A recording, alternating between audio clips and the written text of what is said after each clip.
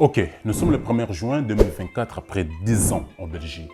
Enfin, je souhaite partager une nouvelle aventure avec vous. C'est parti. Honestly, I don't know who the fuck to trust. Is he my friend or my foe? I'm a exit, bro, yeah. Give me that claim as well.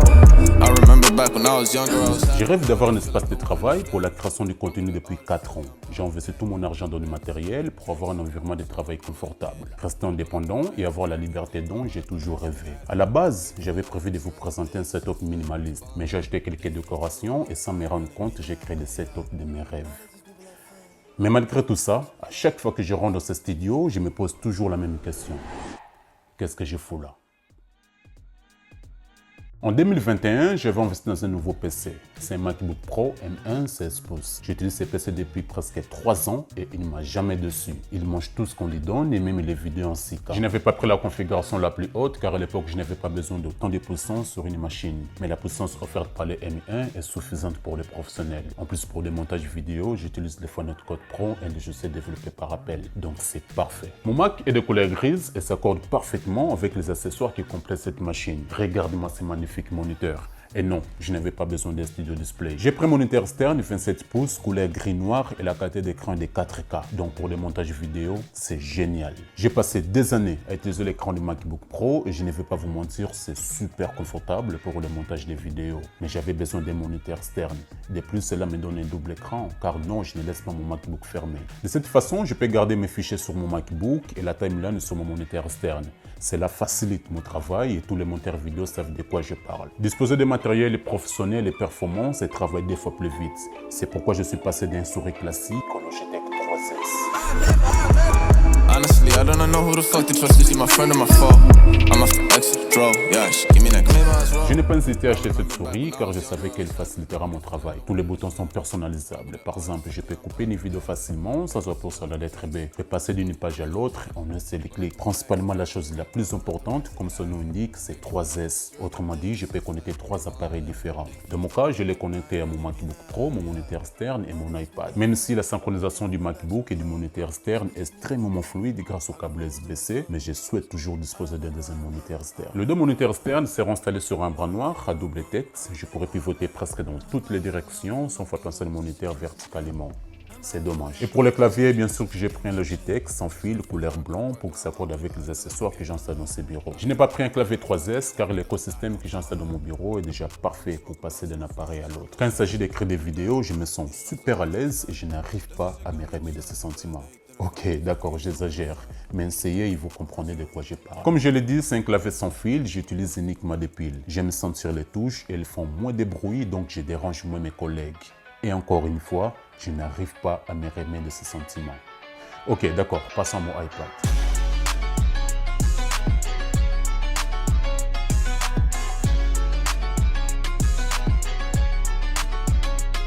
Cet appareil est tout simplement incroyable. Je l'amène partout avec moi car il me sert personnellement et professionnellement. Personnellement, je l'utilise pour regarder des vidéos sur YouTube, Netflix ou faire des achats sur Internet. Mais resto professionnel. S'il y a une chose que je fais tous les jours, c'est écrire des vidéos. J'ai même l'impression que cette machine est faite pour ça. Je dépasse probablement 60% de mon temps sur mon iPad pour écrire des vidéos, prendre des notes, envoyer ou répondre aux emails. Et bien plus encore.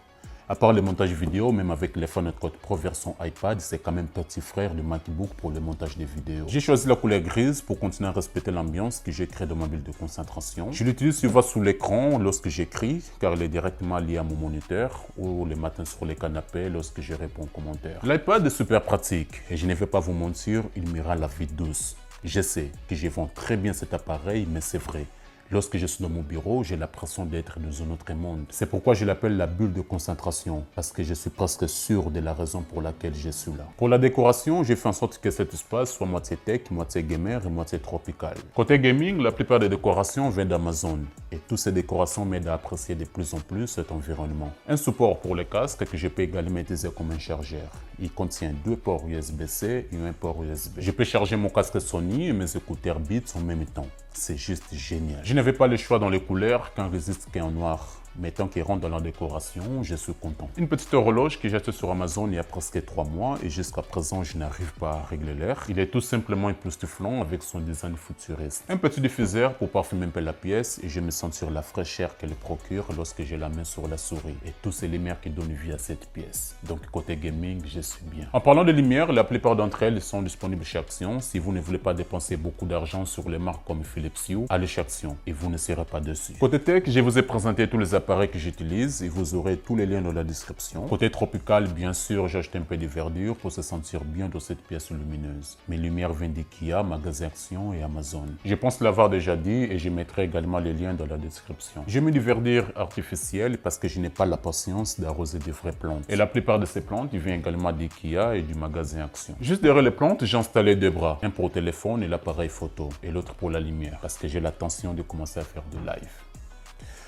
Ce serait un bon défi. Sans parler du support pour les MacBook, je pense à acheter chez MediaMarkt et bientôt l'iPad prendra sa place et vous saurez pourquoi. Par contre, il y a quelque chose que je ne vous ai pas présenté depuis le début de cette vidéo, je devais donc commencer par là, c'est le bureau. Beige blanc comme couleur, car avec mes collègues, nous souhaitons respecter les designs de notre studio que je vous présenterai prochainement. J'ai choisi une planche de 2 mètres de longueur car je savais exactement qu'est-ce que j'allais installer et c'est parfait.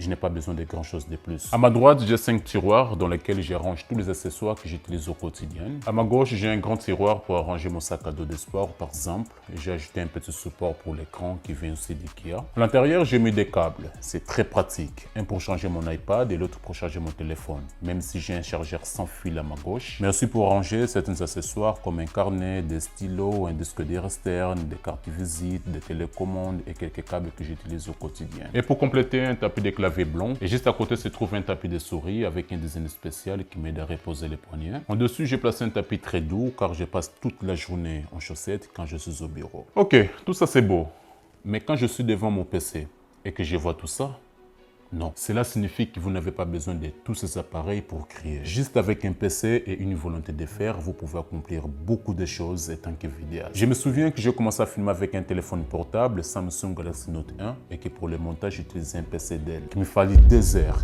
des jours, des semaines pour terminer une vidéo. Mais avec une bonne détermination et un bon savoir-faire, les matériels ne sont pas les plus importants. Mais après des années de travail acharné, j'ai compris pourquoi j'avais besoin d'un espace de travail. Et je vais vous dire pourquoi. Au début de cette vidéo, je disais qu'à chaque fois que je rentre dans ce studio, je me posais toujours la même question. Et je pense avoir trouvé la réponse en écrivant cette vidéo. Je suis là pour faire plus de choses. C'était Légitime. Merci à tous. Ciao, ciao.